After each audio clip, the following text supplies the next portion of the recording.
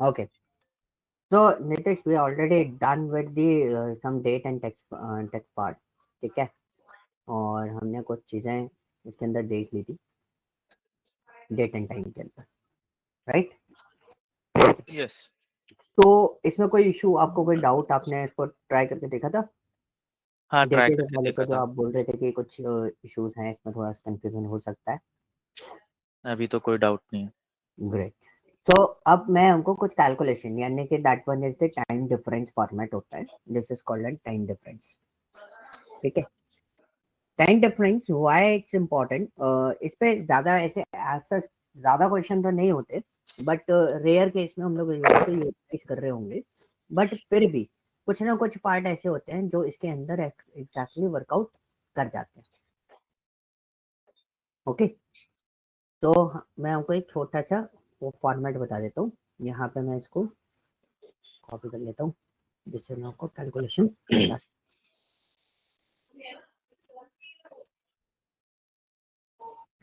Visible है data? Yes. Okay, so you can see Nitesh कि यहाँ पर जो टाइम ड्यूरेशन है, वो ये जो ड्यूरेशन चल रहा है, this duration is count in the 24 hour system, ठीक है। 7 बजे स्टार्ट हुई कोई ट्रेन, ओके, और कितने ठीक बजे है। पहुंची? 8:45।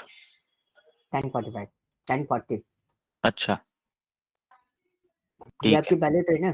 अब ठीक है। आपसे अगर पूछा जाए कि आपका ट्रैवल टाइम कितना था, तो आप क्या करोगे कि भाई जब मैं पहुंचा में से, जब मैं चला था, एट माई स्टार्ट टाइम, तो मैंने राइट। डिपार्चर टाइम माइनस कर दिया, तो this is my time, 3 hours 40 minutes। Minutes.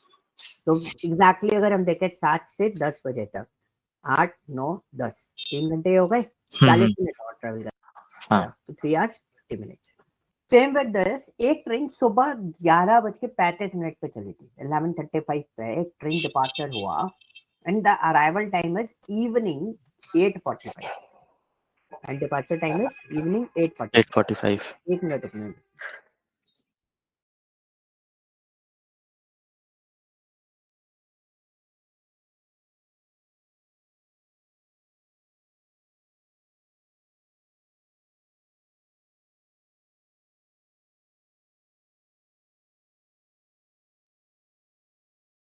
Yes Nitesh, तो एक ट्रेन आपकी कितने बजे स्टार्ट हुई? 11:35 पे, right? And second one is your what की अराइवल टाइम क्या है उसका? 8:45। 8:45। तो एग्जैक्टली हमारे को टाइम ड्यूरेशन कितना हुआ? एक नॉर्मल कैलकुलेशन आप परफॉर्म करके देखो कितना टाइम ड्यूरेशन होगा। 9 घंटा 10 मिनट। तो this one minus this one, 9 hours 10 minutes, correct? तो एक प्रोसेस हमने यहाँ पे देख ली कि भाई किस तरीके से ये डेटा हमारा बना। यहाँ तक तो कोई चैलेंज नहीं था, ये आप बहुत आसानी से कर रहे थे, कोई डिफरेंसेस, कोई प्रॉब्लम, किसी टाइप का कोई इशू नहीं। लेकिन यहाँ पे चैलेंजेस आएंगे। चैलेंजेस क्या आएंगे, पहले एक चीज समझना यहाँ पर, ठीक है। ये कितना लिखा है? रात के 10 बजे। ओके, और ट्रेन कब पहुंच रही है आपकी? सुबह के 4:30। अब कितना टाइम ड्यूरेशन बढ़ा? 6 घंटा, 6.5 घंटे। 6 घंटे। अब हमने क्या सीखा था? ये जो डिपार्चर टाइम है उसमें से माइनस कर दो किसको? अराइवल में से डिपार्चर माइनस कर दो। अराइवल में, सॉरी, अराइवल में से क्या माइनस करना है? डिपार्चर। डिपार्चर माइनस करना है। अराइवल में से डिपार्चर मैंने माइनस करा, तो यू कैन सी मेरे पास आउटपुट क्या आ रहा है? क्या आ रहा है? हैशेस हैशेस आ रहे हैं। तो what is the meaning of that कि भाई आप हैशेस आपका आ रहा है, तो उसका फॉर्मेट क्या हो गया कि भाई आपका डेटा जो है वो क्या हो रहा है? अब एक्चुअली कैलकुलेशन मोड में नहीं है ना, ठीक है। कैलकुलेशन मोड में है मैथमेटिकली नहीं है अगर देखें तो। ना? तो हाँ। अब क्या करें? अब पोर्शन बनता है कि अब हम कैसे उसको प्रोसेस करेंगे। तो हमने एक चीज देखी, लेकिन यहाँ पे कैलकुलेशन मॉडल क्या है? यहाँ पे कैलकुलेशन मॉडल बहुत सिंपल सा है कि भाई आपके पास डेटा नहीं है, ठीक है, डेटा इन द सेंस आपके पास कैलकुलेशन मॉडल क्या है, रात को ट्रेन चली है, दूसरे दिन मतलब एक डे चेंज हो रहा है इसमें। प्रॉब्लम क्या है, डे चेंज हो रहा है, राइट। ठीक है। अब डे चेंज हो रहा है तो अब हम कैसे करेंगे, तो हमने एक कैलकुलेशन बनाया। क्या कैलकुलेशन बनाया, देखो ये कैलकुलेशन देखो, हमने एक इफ स्टेटमेंट लगाया और इफ स्टेटमेंट में बहुत सिंपल सा बोला कि आपका अगर डिपार्चर टाइम बड़ा होता है किससे, अराइवल टाइम, अराइवल से। ठीक है। तो डिपार्चर टाइम एग्जैक्टली हमारा क्या है, नहीं, अगर अराइवल बड़ा होता है डिपार्चर से तो। हाँ सॉरी, अराइवल बड़ा होता है डिपार्चर से। तो अभी हमारा क्या जाएगा, तो क्या करना है, तो आपको करना है C8 माइनस B8, ठीक है। ठीक तो है। अराइवल बड़ा तो नहीं है, तो हम्म। ये वाला कैलकुलेशन परफॉर्म नहीं नहीं होगा। होगा। अब हमारा पोर्शन कहता है कि भाई ये कैलकुलेशन परफॉर्म नहीं होगा, तो हमें चेंज करना है। चेंज करना है तो आपको पता है कि जब हम +1 करते हैं तो वो पूरा का पूरा डे बढ़ा देगा, ओके। अच्छा। ओके। तो हमने क्या करा, हमने बोला कि भाई 10 o'clock जो है वो क्या हो गया आपका, एक 12 आवर्स का सेक्शन बढ़ाएगा। 1+1 क्या करता है, 12 आवर्स का पार्ट इंक्रीज करता है, अच्छा। ठीक है। ठीक है। 12 आवर्स का पार्ट इंक्रीज करेगा तो उसका मतलब क्या होगा कि भाई अब आपका जो 10 o'clock है वो आगे प्रोसेस होगा, हम्म। ठीक है। तो हमने क्या करा, इसको आगे प्रोसेस करा, एक +1 करने के बाद फिर हमने उसमें से क्या माइनस करा, को माइनस करा, किसको, B8, डिपार्चर को। ठीक है। तो दिस इज अ पॉइंट कि हम इसको क्या करते हैं, इस तरीके से आप कैलकुलेट करोगे, then it's converted into hours. तो देखो कितना आ रहा है, 6.5 घंटे, ठीक है, क्लियर। एक बार फिर आप से समझा दो। देखो इसमें आपने करा मल्टीप्लाई बाय 24, तो 12 आवर्स का गैप आएगा इसमें, हाँ। तो देखो इसको क्या करना है, अभी हमने क्या बोला है यहाँ पर, आप इसका सिस्टम समझो। ये हमने इसमें बोला है कि हमारा जो डिपार्चर टाइम है, ठीक है, और जो अराइवल टाइम है, अगर हमारा अराइवल टाइम डिपार्चर टाइम से बड़ा होता है, मतलब इस टाइप का कंडीशन, तो हाँ, आपको सिंपल अराइवल टाइम में से डिपार्चर टाइम माइनस कर देंगे, माइनस कर दो। ओके। ओके। ठीक अब है। हमने क्या बोला कि अगर अराइवल टाइम जो है वो डिपार्चर टाइम से बड़ा नहीं है हाँ। या बराबर भी नहीं है, तो आपको क्या करना है, तो ये वाला कैलकुलेशन अपनाना है, C8+1 minus minus B8। B8। तो C8+1 क्या हो गया कि आपका +1 का मतलब हो गया 12 आवर्स हमने इंक्रीज करा। 12 आवर्स इंक्रीज करने के बाद फिर हमने उसको क्या कर दिया, माइनस कर दिया जो आपका डिपार्चर टाइम था उसमें से। बट अगर 4:30 में हम 12 आवर्स भी ऐड करेंगे जब भी वो डिपार्चर टाइम से तो छोटा ही है। नहीं नहीं, आप कैलकुलेशन समझो, डिपार्चर टाइम से छोटा तो है, ठीक है। आप 12 आवर्स एड ऑन करोगे तो अब आपका सिस्टम जाएगा उसमें, +1 करोगे तब। हाँ, +1 कर रहे हैं मतलब हम 12 आवर्स ऐड कर रहे हैं।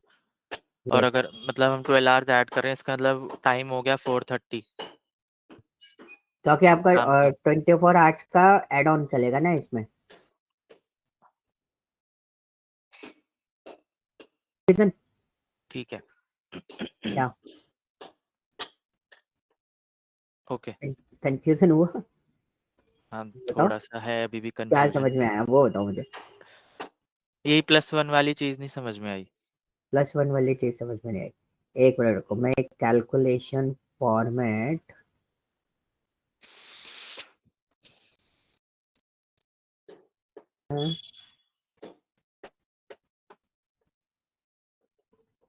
मैं आपको एक चीज समझाता हूँ, एक मिनट रुको, मैं एक चीज ढूंढ रहा हूँ, हम्म।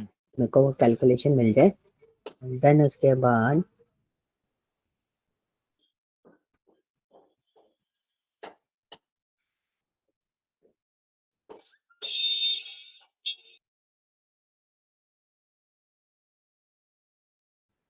एक काम करते हैं, ये मेरा था इक्वल टू this 1+1, तो डेटा क्या आया, 4, सॉरी ये क्या हुआ, इसको लेके आ रहे हैं, 430 आया +1 करने पर, तो डेटा तो सेम ही आया मगर। हाँ बिल्कुल सेम आया ना।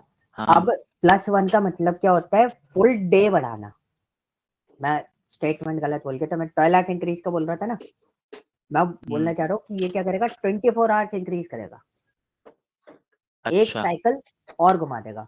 जब एक अच्छा। साइकिल और घुमाएगा तो क्या हो जाएगा, ये डेटा आपका जो आपका डिपार्चर टाइम है उससे हाँ, आगे चला जाएगा, वैल्यू उससे आगे ज्यादा हो चली जाएगी। जाएगी। हम्म। तब जाके आप उसमें से डिपार्चर टाइम माइनस करो।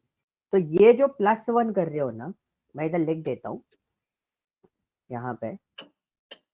जैसे क्या क्या क्या है ना, यही कंफ्यूजन स्टेट होती है इसके अंदर। जो कंफ्यूजन क्रिएट करेगा ना, वो ये वाला स्टेट करेगा, ऐड 1। इसका मतलब होता है full day to the end time. ठीक है। ठीक है। अब आप क्या कर रहे हो, C8 में एड ऑन कर रहे हो +1, तो वो हाँ। नेक्स्ट डे का एड ऑन दिखा रहा है, मतलब नेक्स्ट डे का टाइम है 4:30। इस ठीक है। दिन का 4:30 नहीं होगा वो। हम्म। तो नेक्स्ट ओके। डे का 4:30 होगा, तब वो उसको आगे वाला कंसिडर करके रखेगा। ठीक है। अच्छा, वो नेक्स्ट डे में चलेगा, फिर उसके बाद वो डिपार्चर टाइम से बड़ी हो गई वो वैल्यू। हो गई। अब वो नेक्स्ट डे में चला गया ना, अगर सेम डे में रहता तो वो डिपार्चर टाइम के से छोटा रहता, छोटा रहता। तब हम उसको रिवर्स कैलकुलेट नहीं कर सकते टाइम को कभी भी, तो हमें आगे जाके उसको वैल्यू करना पड़ता है। ठीक है। ठीक है। और कई बार क्या होता है ना, जैसे अगर आपको कोई वैल्यू किसमें चाहिए, 24 आवर्स में चाहिए, हम्म। तो हम लोग क्या करते हैं, वैसे तो हम उसमें मल्टीप्लाई कर देते हैं क्या, 24 का। जैसे कोई वैल्यू आपके पास आई और आपने उसको मल्टीप्लाई कर दिया 24 से, so this is your calculation. हालांकि कैलकुलेशन गलत दे रहा है, ये 12 घंटे नहीं होंगे, 6.5 को लिख देगा 6.5। ओके। अच्छा। लेकिन ये कैसे लिखेगा मैं आपको बता देता हूँ। अभी देखो मैंने गलती क्या करी थी, मैंने डायरेक्टली इसमें मल्टीप्लाई कर दिया, तो हम्म। डायरेक्टली मल्टीप्लाई नहीं होगा। एग्जैक्टली जो आउटपुट आता है ना, वो कुछ आता है आपका जर्नल फॉर्मेट में। जैसे ये 630 लिया, ये अभी हाँ। टाइप, मैं इसको जर्नल फॉर्मेट में करूंगा, this is an actual value जो कैलकुलेट होके आई है। अब ठीक अब है। के पास जो ये वैल्यू आई है, उसको करेंगे हम किससे मल्टीप्लाई, 24। 24 से। देखो ये आ गया आपका डेटा किसमें, 6.5 में। ओके। तो ठीक जैसे है। ये वाला जो टाइमिंग है, तो इसको मैं क्या करता हूँ, इसको ऐसे करके उठा लेते हैं यहाँ पर। ठीक है। इसको कर देता हूँ मैं जनरल फॉर्मेट में, तो ये कैलकुलेशन आ गई। अब इसको मल्टीप्लाई कर दो 24 से, 20 आ गया। ठीक है। एग्जैक्ट कैलकुलेशन, जैसे हम लोग बोलते हैं ना 4.5 घंटे लेट है हाँ। या हाँ। 2 घंटे लेट है, तो this is the calculation model कि आप किस तरीके से उसको बनाते हैं। और ठीक है। तरीके से अगर, तो 9 घंटे 20 मिनट, 3 घंटे 70 मिनट, ठीक है। इस kind of, that kind of thing. ठीक है। ठीक है। तो ये कैलकुलेशन मॉडल होता है जो आप इस तरीके से यूटिलाइज कर सकते हो। और इसमें जो कंफ्यूजन स्टेट है ना, वो सिर्फ ये वाली है, और कोई सी नहीं है। इसके अलावा कोई और पैटर्न नहीं है जो आपको किसी भी तरीके से कोई कंफ्यूजन स्टेट में ठीक डाल है। सकते हैं। तो इस केस में हम हमेशा ही +1 करेंगे अराइवल में। हाँ, ठीक है। अगर छोटा बड़ा होता है हाँ, हाँ। तो बेसिकली जो कैलकुलेशन मॉडल हम यूज करते हैं ना, we are using this one, कि ताकि कोई भी गड़बड़ हो तो हम उसको इजीली हैंडल कर सकें। ठीक है। ठीक है। अब ये चीज क्लियर हुआ। अब यस। एक और 2-3 चीजें और है, फिर इसका आपके बाद टाइम फंक्शन जो है वो कंप्लीटली रैप अप हो जाएगा। ओके। तो अब और क्या, लास्ट डे ऑफ मंथ मैंने आपको बता दिया, ईओ मंथ। हम्म। ठीक है। डेट एंड टाइम फॉर्मेट्स हम लोग देख चुके हैं। हाँ। आज की डेट भी हमने देख ली, डेट एड भी हमने देख लिया, नेटवर्क डेज वगैरह भी हमने देख लिए, है ना। यस। और क्या बचा था, क्वार्टर। एक हमारा सेक्शन बचा हुआ था, that quarter. One is the quarter. तो मैं डेटा उठा लेता हूँ जिससे हमारे को चीजें इजी हो जाएंगी। हमारे को डेट चाहिए बेसिकली।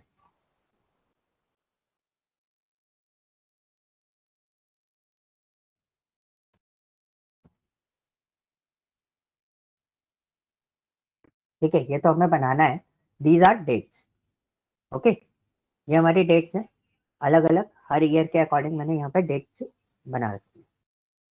देखो सारे मंथ आ रहे, तो मैंने कलरिंग इसलिए कर रखा है ताकि आपको इजीली पता चल जाए कौन से क्वार्टर में कौन सा कलर फॉर्मेट हम लोग यूटिलाइज कर रहे हैं, जिससे आपको क्वार्टर आइडेंटिफिकेशन हो जाएगा। तो इसको ओके हम और सेटअप कर देते हैं, हमारे कलर मैचअप कर देते हैं हम लोग इसमें, ताकि हमें कोई कंफ्यूजन ना हो।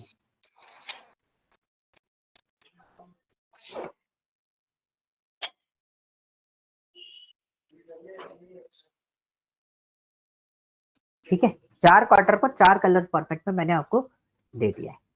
अब ठीक मेरे को क्वार्टर से पहले मैं आपको 3 चीजें समझाऊंगा। पहला स्टेटमेंट है राउंड, दूसरा स्टेटमेंट होता है राउंड अप, तीसरा स्टेटमेंट होता है राउंड डाउन। डाउन ठीक है, अब मेरे पास यहाँ पे राउंड क्या होता है कि सपोज मेरे पास एक वैल्यू दी है, यहाँ पे मैं वैल्यू लिख रहा हूँ, दैट वन इज 4.567, इधर लिखते हैं वैल्यू। ठीक है, 4.56, this is my value, this is my function, okay, and this is my output, one and output ही डाल देते हैं। इसी में मैं आपको समझा दूंगा तो आपको क्लियर हो जाएगा, क्योंकि इतनी हैक्टिक वाली चीज नहीं है, बहुत आसानी से आपको समझ में आ जाएगा। ठीक है, तो राउंड में क्या है, 4.56 लिखा हुआ है, तो राउंड का एक पार्ट होता है कि आपने अगर राउंड यूज किया, ठीक है, क्या यूज किया, राउंड यूज किया, तो this is your number. Okay, तो बेसिकली हम क्या करते हैं, राउंड वगैरह यूज करके जो लास्ट में डेसिमल पॉइंट्स आ रहे हैं, 0.56, 0.36, 0.46, ये जो आ रहे हैं, इनको हम किस तरीके से मैनेज करें, मतलब डेसिमल मेंटेन करना है। तो अगर आपने बोला 1 डेसिमल वैल्यू चाहिए, तो कितना आउटपुट आना चाहिए इसका, 4.5 कैसे। और थोड़ा सा हम क्रिटिकलिटी से सोचेंगे, मतलब पूरा पॉइंट टू पॉइंट चीजें बात करेंगे। 4.5 आएगा, क्या आएगा, अच्छा इसको राउंड कर दिया तो 4.6 आएगा। 4.6 आएगा, क्योंकि नेक्स्ट वाला वैल्यू जो है वो 5 से अबव है। बड़ा है। जो देखो आ रहा है, हम्म अगर मैं इसको 3 कर दूं तो आउटपुट क्या आना चाहिए, 4.5 4.5 आना चाहिए। क्लियर, या ओके। अगर मैं इसको 0 कर दूं तो आउटपुट क्या आना चाहिए, 5 करेक्ट, क्या कर देगा, पूरा एक टोटल बढ़ा राउंड। देगा। और मैं अगर इसको कर दूं क्या, 4, अब आउटपुट क्या आना चाहिए, 4 पक्का। हाँ 4 आएगा। अब अभी भी 4 ही आएगा। 5 नहीं आएगा, नहीं तो क्यों, वो 5 से छोटा है ना वैल्यू। करेक्ट, ठीक है, ठीक है। ये चीज क्लियर हुआ। हम्म अब राउंड अप क्या करता है, राउंड अप बहुत सिंपल कॉन्सेप्ट बोलता है, राउंड अप बोलता है 4.01 है, ठीक है, तो ये हमेशा एक बढ़ा के देगा आपको, क्या करके देगा, एक एक बढ़ाकर। बढ़ा के देगा। मैंने इसको 0 करा, तो अभी आपका नेक्स्ट आउटपुट क्या होगा,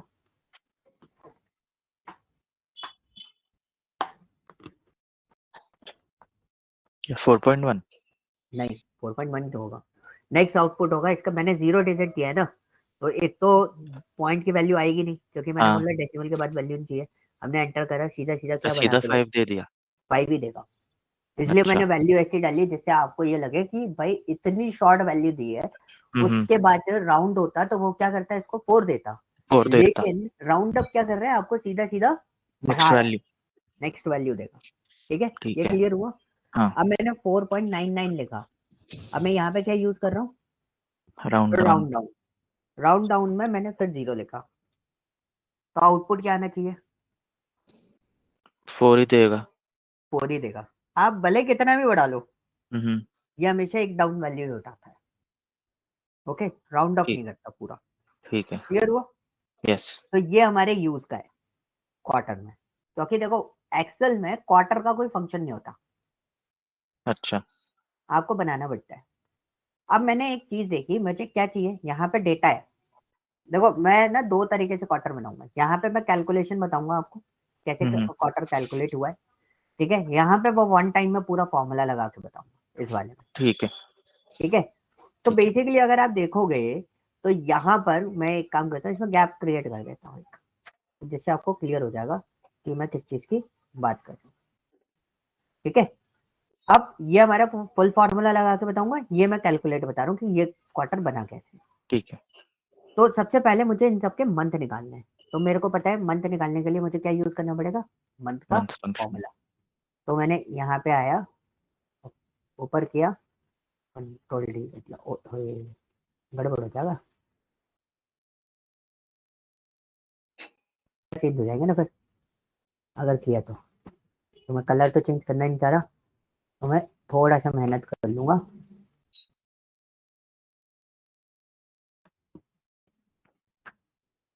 ठीक है।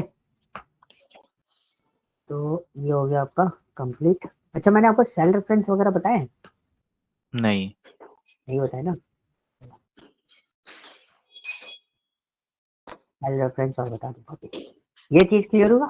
हाँ, ये हमने क्या निकाले, सिर्फ मंथ मंथ्स। एक्सट्रैक्ट करें, अब मेरे को क्वार्टर बनाना, क्वार्टर तो मैं इससे बना नहीं सकता, तो मैंने क्या करा, एक क्वार्टर में कितने मंथ होते हैं, 3। 3 क्वार्टर के, ठीक है।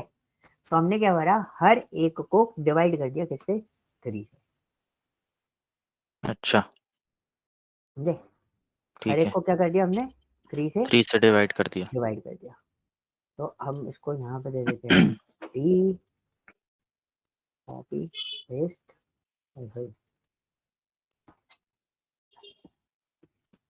ठीक है,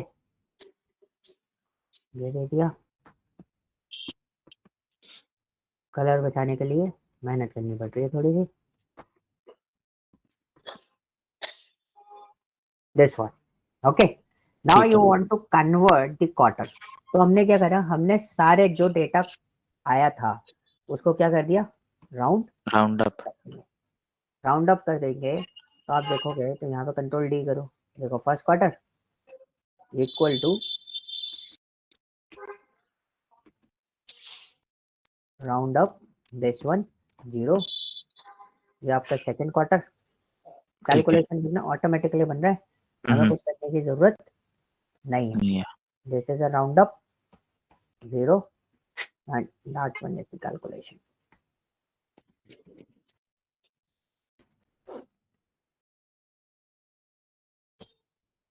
अच्छा, वो ब्लू है इसलिए दिख नहीं रहा है, ठीक है, ब्लू में ठीक है, नहीं दिख रहा, तो इसको मैं कलर चेंज कर देता हूँ वरना दिक्कत देगा, लास्ट में करेंगे कलर चेंज।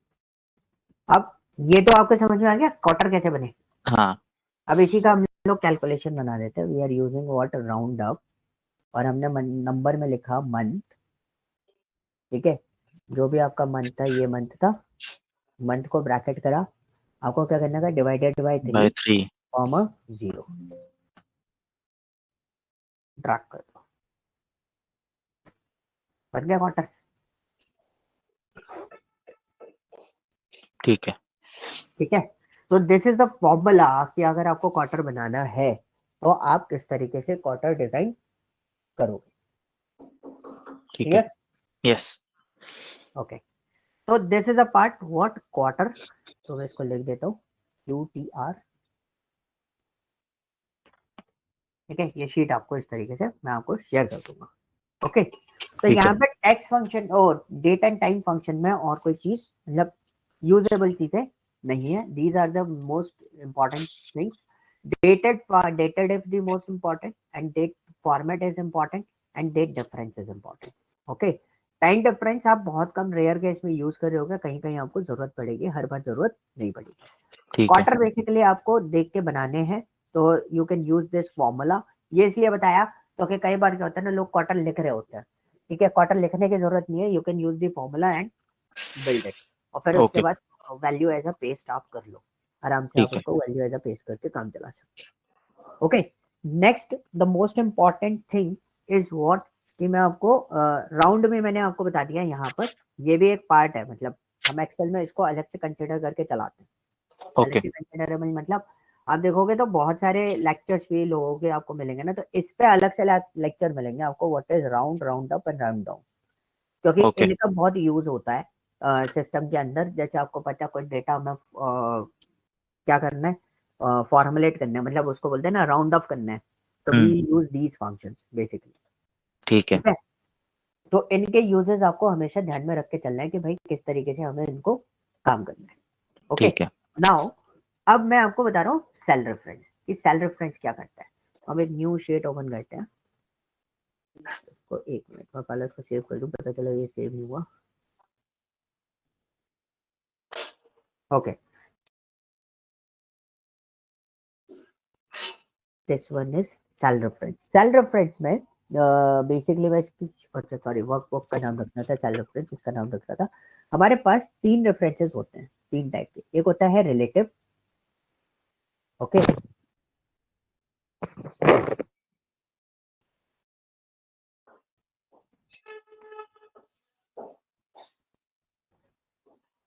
दूसरा होता है आपके पास कौन सा, एब्सोल्यूट।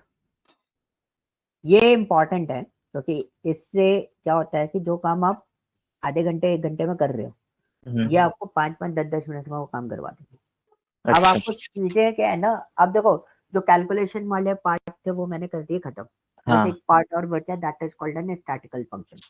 उसके बाद सारी चीजें डेटा एनालिटिक्स, मतलब जो हम ऑफिस में बेसिकली यूज करते हैं ऑन अ रेगुलर बेसिस, वो सारी चीजें स्टार्ट होंगी। ठीक है, दीज आर द पार्ट कि अगर आपके पास डेटा आता है और बना हुआ नहीं आता, तो अब आपको इतना कुछ पता है कि आप है ना डेटा खुद भी बना सकते हो, आपको किसी की सपोर्ट की जरूरत नहीं है।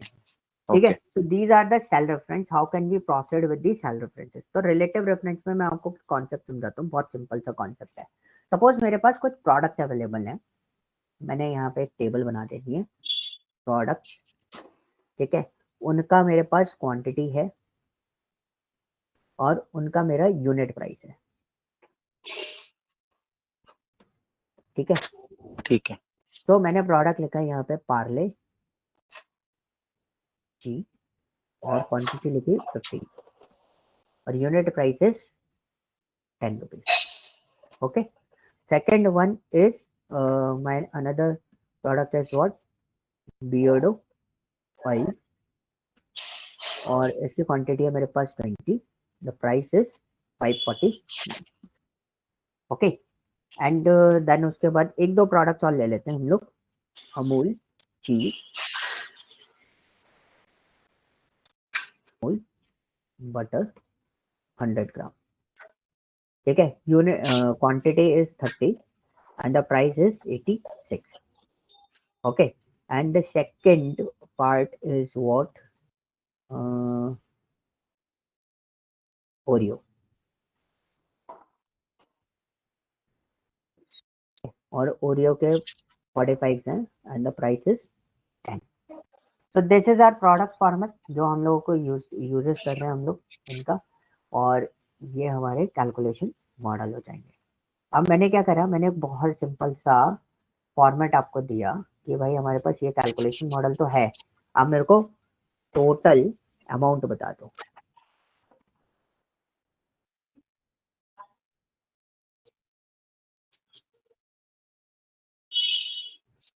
ओके, तो टोटल अमाउंट कैसे निकालेंगे हम, टोटल अमाउंट बहुत सिंपल सा है, हमने बोला कि जो क्वांटिटी है उसका मल्टीप्लाई कर दो किससे, यूनिट प्राइस से, तो ऐसे करके आप टोटल मॉडल निकाल सकते हो। अब आपको क्या करना पड़ रहा है, हर बार आप मल्टीप्लाई कर रहे हो अलग अलग क्या, तो ये प्रोसेस है हमारा। लेकिन एक्सेल क्या करता है, रिलेटिव रेफरेंस आपको एक बेनिफिट देता है कि आपको बस एक ट्रेनिंग देनी है, मतलब आप एक बार बता दो इसको कि इसका इससे मल्टीप्लाई कर दो।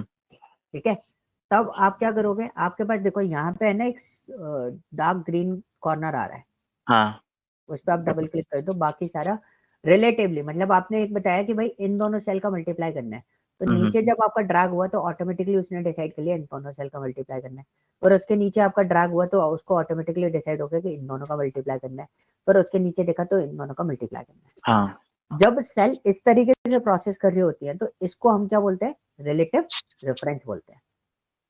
ठीक है, ठीक है। तो दो तरीके आपको समझ, एक तरीका आपको समझ में आ गया कि एक आपने कैलकुलेशन बता रखी है, तो इस कॉर्नर डॉट पर क्लिक करने से वो नीचे ड्रैग हो जाएगा। दूसरा होता है आप इसको पकड़ के भी ड्रैग कर सकते हो। हाँ ठीक है।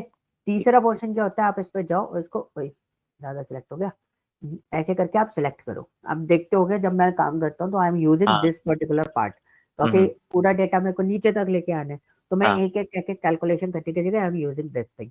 मैंने ऐसे सिलेक्ट करा और मैं सिस्टम से कंट्रोल डी दबा दूंगा। ठीक है। ठीक है, कंट्रोल डी दबाने से क्या होगा, ऑटोमेटिकली उसका रेफरेंस जो है वो क्रिएट कर लेगा। Okay, clear. So Yes. This is called what, ये बोलते रिलेटिव। हैं हमारा रिलेटिव रेफरेंस। क्लियर। ठीक है। ओके, तो नाउ अब हमारा पोर्शन क्या है, हमारा पोर्शन दूसरा है कि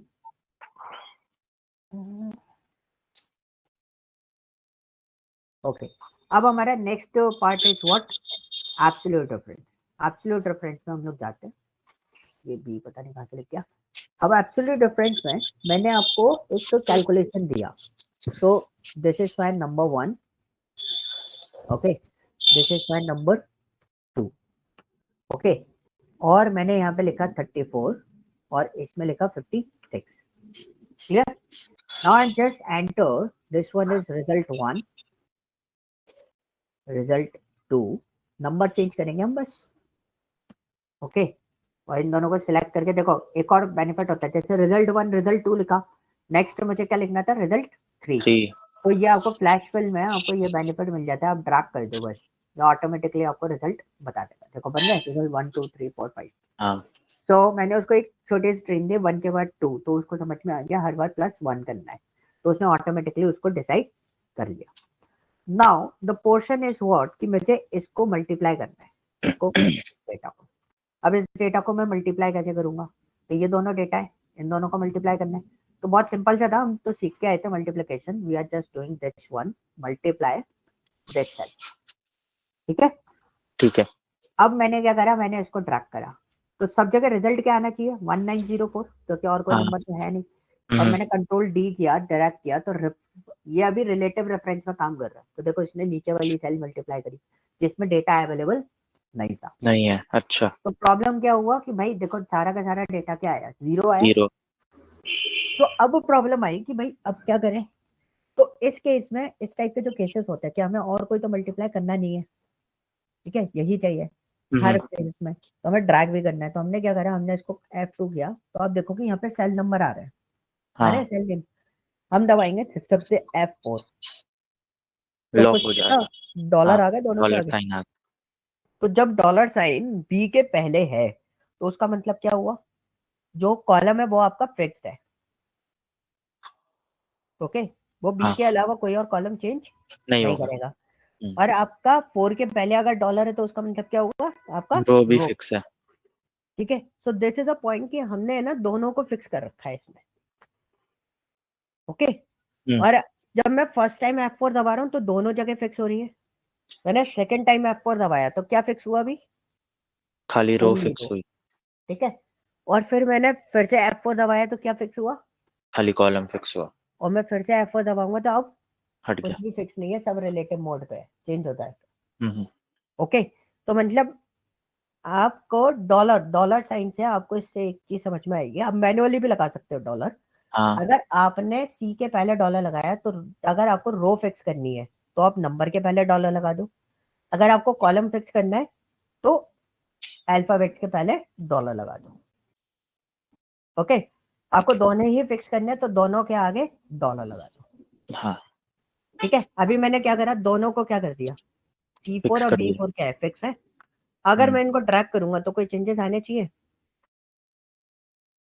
नहीं, क्योंकि आपने फिक्स कर रखा है। अगर आप फिक्स कर दोगे तो आप ड्रैग करते जाओ, ये कोई चेंजेस जनरेट नहीं करेगा। नहीं करेगा। ठीक है, this is called what, absolute reference. ठीक है।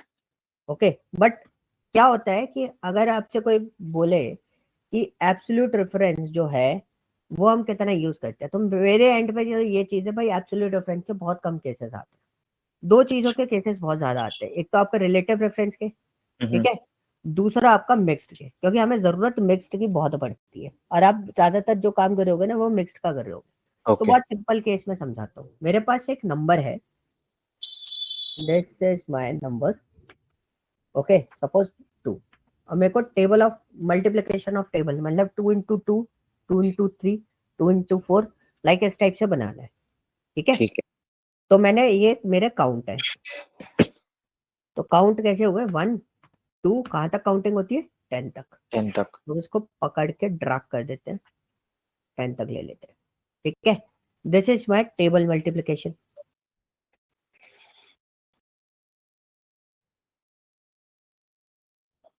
मल्टीप्लिकेशन क्या बोलता है कि आप इसको मल्टीप्लाई करो 2 को किससे, 1 से। लेकिन अगर मैं ड्रैग करूंगा तो क्या होगा, 0 आ जाएगा, 0 आएगा। क्यों आएगा, क्योंकि वो, नीचे वाली रोज पे चला गया। है ना। अब 2 को ब्लैंक से मल्टीप्लाई करूंगा, 0 बाय डिफॉल्ट 0 रहता है, 0 से हम्म मल्टीप्लाई करूंगा तो 0 आएगा। तो अब मुझे क्या करना है, इसमें मुझे क्या करना है, अरे पूरा भी डिलीट हो गया। अगर मैं इन दोनों का मल्टीप्लाई कर रहा हूँ, इन दोनों का, ठीक है, तो मेरे को 2 आ रहा है, तो मुझे इसमें क्या करना चाहिए, आपके अकॉर्डिंग आप क्या करोगे। B4 तो हमें फिक्स रखना पड़ेगा। D4 का नहीं, B4 का होगा, B4, हाँ B4 है ना। हमें फिक्स रखना पड़ेगा, हाँ। और इसको हम फिक्स नहीं रखेंगे क्योंकि ये चेंज होता रहना चाहिए, हम्म। राइट। यस, तो ये राइट। कौन सा रेफरेंस हुआ, रिलेटिव और एब्सोल्यूट दोनों दिख रहे हैं आपको। हाँ, D4 आपका रिलेटिव रेफरेंस में काम कर रहा है एंड B4 को B4 जब आप हमने फिक्स कर दिया तो वो एब्सोल्यूट रेफरेंस एब्सोल्यूट में करेगा। और इन दोनों रेफरेंस का कॉम्बिनेशन क्या होता है, मिक्स। मिक्स रेफरेंस बोलते हैं। हम देखो एंटर करेंगे, अब हम ड्रैग कर देंगे इसको, ओके। ठीक है। This is called what, cell references. ये तीन चीजें होती है जो आपको कैलकुलेशन इजी करने के काम में आती है। जैसे आप लुकअप एंड रेफरेंसेस भी लगाओगे तो कई बार क्या होगा ना, तो आपको ड्रैग करना है, आपको कुछ और काम तो करना नहीं है, सिर्फ ड्रैग ही ड्रैग करना है, तो हम्म। आप आसानी से इसको ड्रैग करके काम चला सकते हो। ओके। क्लियर। यस। अब 1 मिनट और देना, मैं एक बार उसमें देख लूं कुछ और तो नहीं बचा उसमें, क्या बोलते हैं। अच्छा, मैंने टेक्स्ट टेक्स्ट को भी मैं क्रॉस वेरीफाई कर लेता हूँ। कंपेयर वगैरह हमने देख लिया था, एग्जैक्ट और इक्वल टू वाला, सब्स्टिट्यूट एंड रिप्लेस भी देख लिया था, कॉन्केटिनेट भी देख लिया था, है ना। हाँ और क्या था, मिड लेफ्ट राइट भी देख लिए थे, मिडिल नेम लेफ्ट राइट हाँ हाँ। राइट नेम ये भी निकालना था। फाइंड एंड सर्च भी हमने क्लियर कर लिया था, काउंट वर्ड्स भी कर लिया था। टेक्स्ट टू कॉलम मैंने आपको बताया, नहीं। टेक्स्ट टू कॉलम नहीं बताया, ठीक है। मैं अब ये वाले जो पार्ट्स है ना, इनको मैं रैप अप कर रहा हूँ, ठीक है। अगर कुछ बचा होगा हम अभी करके इसको रैप अप कर लेंगे पूरा कंप्लीट। ठीक है। और आप मुझे बता देना कौन कौन से पार्ट्स आपको नहीं मिले हैं। आपको वीडियोस अपलोड हो रहे हैं कि नहीं हो रहे हैं ये बताओ। नहीं, अपलोड नहीं हो रही। नहीं हो रहा है, आप अपना ईमेल आईडी है ना उस पर शेयर कर देना ठीक है। व्हाट्सएप पे, ठीक है, जो ठीक। ग्रुप है ना उसके ऊपर। ओके। मैं टीम को बोलूंगा, आपका जो यूट्यूब पे प्राइवेटली वीडियो आ जाएंगे तो वो वीडियोस उस पर आ जाएंगे आपके, ठीक है। ठीक है। शेयर नहीं होंगे वीडियोस आपके पास, आप बस लॉग इन करके अपने यूट्यूब से पूरा एक्सेस कर सकते हो उसको। But these are private videos, ठीक है, ओपन नहीं है कि आप सर्च करके उसको ढूंढ लोगे, वो आपके ईमेल आईडी से ही रन करेगा, ओके। ओके। तो डेट एंड टाइम ये तो हमारा कंप्लीट हो गया, इसको हटा देते हैं। That one is what, text function. Text function में मेरे को क्या, टेक्स्ट टू कॉलम आपको बताना था, राइट। तो हम्म। टेक्स्ट टू कॉलम में मैं आपको बताता हूँ, दीज आर द टाइटल्स। मैं टाइटल्स वाले पार्ट को पिकअप कर लेता हूँ और सबसे लास्ट में जाते हैं हम, इधर ये बना देते हैं, चलो। टेक्स्ट टू कॉलम ये क्लिकिंग इवेंट है, ये इस पर कोई फंक्शन नहीं होता, ठीक है। ठीक है। ये चीज थोड़ा सा ध्यान रखना क्योंकि आपको ये चीज समझनी है। अब इसमें क्या है ना, मेरे को इनको क्या करना है, अलग अलग कॉलम में चाहिए, मतलब हम्म, इधर अलग अलग सेल में आ जाइए सारे के सारे डेटा। द ठीक है। अलग सेल में है, रॉकी अलग सेल में है, पिक्चर अलग सेल में है, हॉरर अलग सेल में है। तो आपके पास इसको लेफ्ट राइट मिड का ऑप्शन है, हाँ। ठीक है। एक आपके पास फ्लैश फिल का ऑप्शन है, लेकिन आपको उनमें टाइम लगेगा। इसको वन टाइम में कैसे हम प्रोसेस करेंगे, तो देखो इसको मैंने सिलेक्ट करा, सिलेक्ट करने के बाद मैं जाऊंगा डेटा टाइप के अंदर, ओके। तो यहाँ पे आपके पास एक ऑप्शन है, कौन सा, text to text to column. Column. Text to column में आप गए तो डिलिमिटेड होता है। डिलिमिटेड का मतलब होता है, आपको पता है, दीज आर कॉल्ड सेपरेटर। अब इसमें सेपरेटर कौन सी है? स्पेस। दो स्पेस। तो अगर आपका सेपरेटर स्पेस है तो आप स्पेस कर दो, अगर आपका सेपरेटर कॉमा है तो जो भी पैटर्न होगा वो पैटर्न आपको सोचना है। तो कॉमा है तो कॉमा कर दो, सेमी कॉलन है तो सेमी कॉलन कर दो। इसके अलावा कुछ और भी आता है इन केस, तो आप क्या करें, अदर पे क्लिक करके वो लेटर आप किसमें लिख दोगे, बगल वाले बॉक्स में लिख दोगे। ठीक है। ठीक है, तो मैंने इसको क्या कर दिया, स्पेस पे क्लिक कर दिया, तो नीचे देखो डेटा प्रीव्यू आता रहेगा, अलग अलग आ रहे हैं सारे के सारे स्पेस के अकॉर्डिंग। हाँ। ठीक है, मैंने इसको नेक्स्ट करा। अब आपको यहाँ से डेस्टिनेशन सेलेक्ट करना होता है कि आप किसी भी डेस्टिनेशन पे इसको डाल सकते हो। अब मेरा डेस्टिनेशन क्या है, 33 हो रहा था, तो मैं इसमें वैल्यूज लेके जाता हूँ। एक्चुअली डॉलर तो मेरे को लगाना ही है, मैंने बोला D3 से स्टार्ट करना है। B3 से, D3 से मतलब यहाँ से डालो, अच्छा इधर से ये डाल। एज इट इज रहे, मैं आगे प्रोसेस करना चाहता हूँ। D3 से स्टार्ट करना है, इतना करा, देखो ये आ रहा है पूरा डेटा, हाँ। नीचे क्या आ रहा है। अब मुझे क्या करना है, सिर्फ और सिर्फ फिनिश। फिनिश। ये देखो पूरा डेटा मेरा अलग अलग हो गया। ठीक है। ओके, ये फाइल मैं अभी दोबारा शेयर कर दूंगा, जिससे इसको भी अपडेट कर लेना, मतलब पुरानी वाली फाइल पे ही चढ़ा देना। हाँ। राउंड वाला फंक्शन मैंने आपको उसमें बता दिया था। हम्म। ओके, अब हमारे जो डिस्कशन पॉइंट बचे हुए हैं इसके अंदर, इतना पार्ट क्लियर हो गया सारा। हाँ। तो एग्रीगेट फंक्शन हमने कंप्लीट कर लिया। ओके, काउंट सम वगैरह के पार्ट कंप्लीट हो चुके हैं। काउंट सम में भी सम प्रोडक्ट मैंने बताया आपको, सम प्रोडक्ट नहीं, नहीं सम इफ, बताया ना। कौन सम इफ बताया था। हाँ, तो देखो अब इसलिए मैं लास्ट में है ना क्या करता हूँ, एक क्लास ऐसे कर देता हूँ जिसमें टाइम बचता है ना, उसमें हम ऐसे डिस्कशन कर लेते हैं, कुछ चीज छूट गई होगी ना तो हम कंप्लीट कर लेंगे उसको। This is called what, sum product. Okay, तो सम प्रोडक्ट में मैं आपको एक कैलकुलेशन बताता हूँ। फॉर एग्जाम्पल देखो मेरे पास एम्प्लॉयज हैं,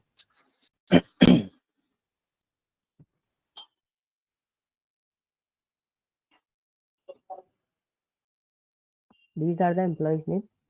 सपोज मैंने एम्प्लॉय का नेम डाला है ना अजीत,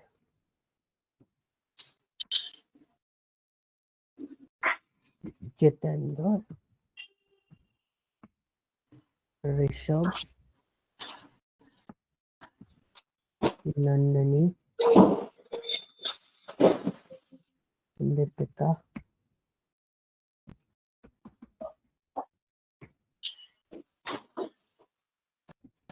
अनुराग। Okay, and these are the salary. Suppose इसकी सैलरी 35,000, 45,000, 23,000, 78,000, 88,000, 45,000. Okay, now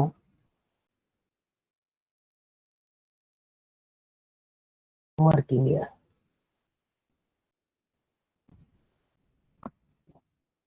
सपोज है ना को 2 साल हो गए, मंथ में डालते हैं, working year in month.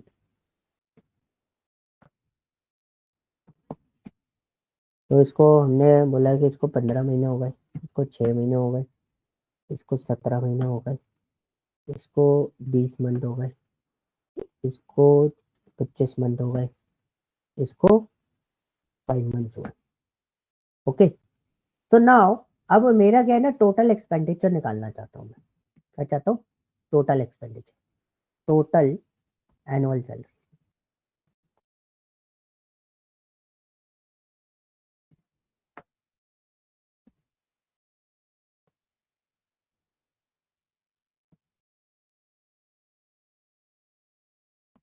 Okay, अब टोटल एनुअल सैलरी कैसे निकालेंगे, बहुत सिंपल सा है। क्या करोगे आप एनुअल सैलरी निकालने के लिए, मतलब अगर मैंने आपसे पूछा टोटल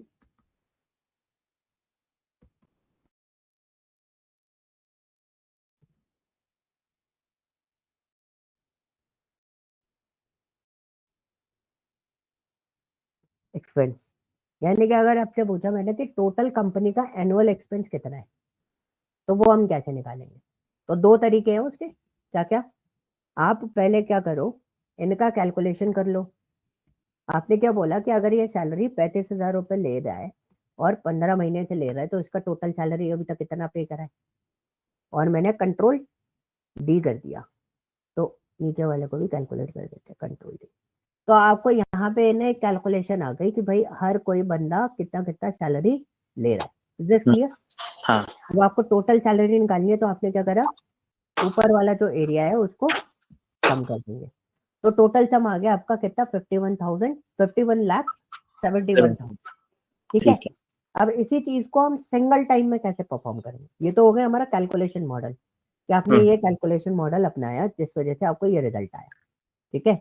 ठीक है। This is your result and this is your data.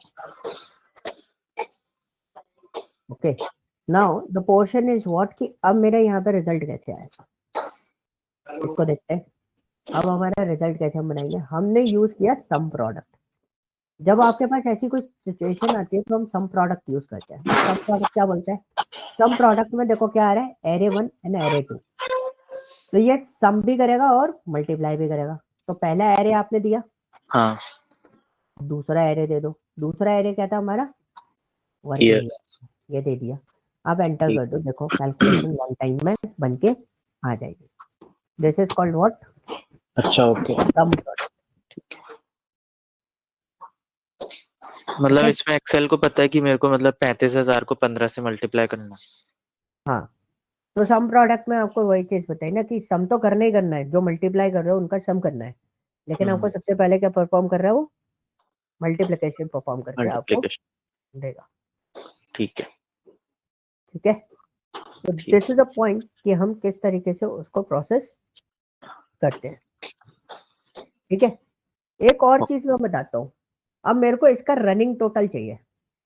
क्या चाहिए? टोटल सैलरी जो है उसका मुझे क्या चाहिए, यहीं पर बना रहा हूं मैं, sum product slash running total. Running total मतलब? रनिंग टोटल का मतलब होता है, मैंने इसको, हो गया ये?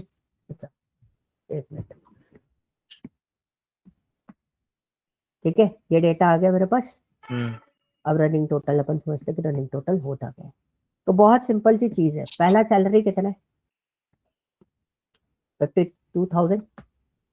दूसरा सैलरी कितना होगा, 52,000 प्लस दिस वन। अच्छा। ठीक है। तीसरा सैलरी कितना होगा, this one plus plus this one. 33 lakh. ठीक है। तो this is called what, running running total. Total. अब मैं कंट्रोल डी,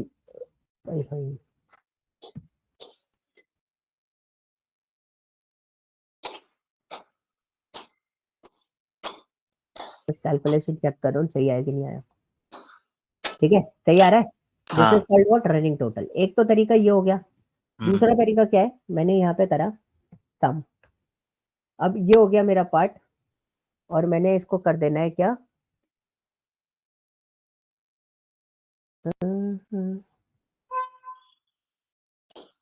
रुको, ये मैंने लिया। अब इसको मैंने लिया सम, इस तरीके से करा, और J3 को मैं कर दूंगा क्या, कैलकुलेट, और एंटर कर दिया। पता नहीं यार, गड़बड़ हो रहा है।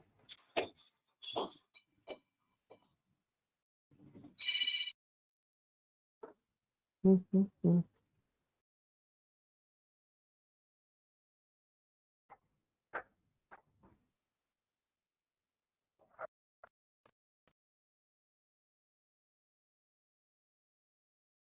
अच्छा, सॉरी सॉरी, मैंने इधर सही बनाया, इधर भी वही चीज बनानी थी मुझे। सम लिया, दिस वन, एंटर। सम लेंगे, अब आप दे दोगे ये, कॉमा, इसको, इसको। Now you can drag it. तो this is called what, running total. Okay. Column के में भी तो हमने यही किया था। हाँ, बस वही है, फॉर्मूले के साथ में आप कैसे करोगे, इसके साथ में कैसे करोगे। ठीक है। दो अलग अलग फॉर्मेट्स आपको मैंने यहाँ पे बताए। ठीक है, और इसको हम डाल देते हैं रनिंग टोटल।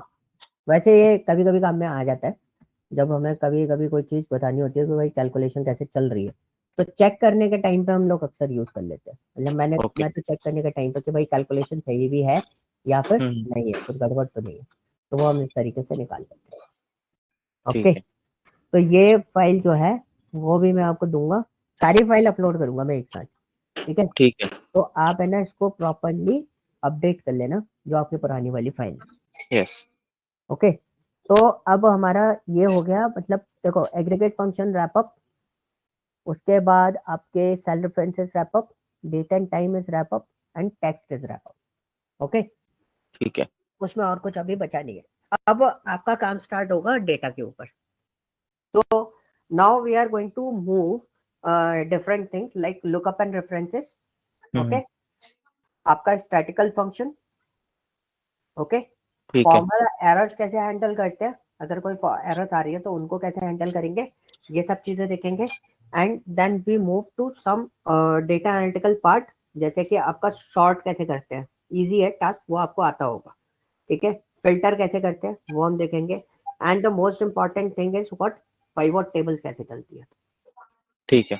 पाइवट टेबल्स आपको सीखना है, मतलब कंसंट्रेशन वाले टॉपिक में आपको बता देता हूँ। एक तो पाइवट टेबल पर ज्यादा कंसंट्रेट करना है, ओके। जितना ज्यादा कंसंट्रेट कर सकते हो।